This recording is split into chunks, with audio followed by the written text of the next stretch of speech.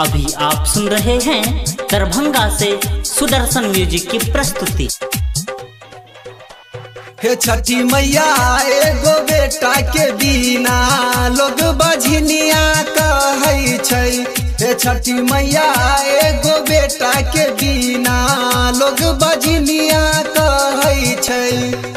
सब बझनिया कहै छै, लोगबा बझनिया कहै छै।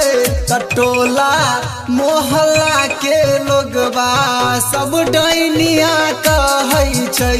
हे छठी मैया एगो बेटा के बिना लोग बझनिया कहै छै। सब बझनिया कहै छै।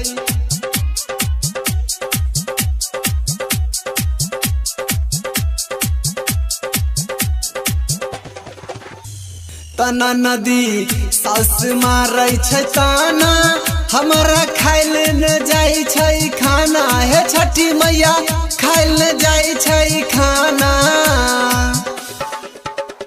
तना नदी सास मारै छै ताना, हमारा खाइल न जाई छै खाना। हे छठी मैया खाइल न जाई छै खाना।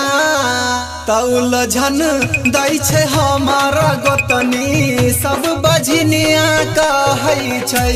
हे छठी मैया एगो बेटा के बिना लोग बझनिया कहै छै।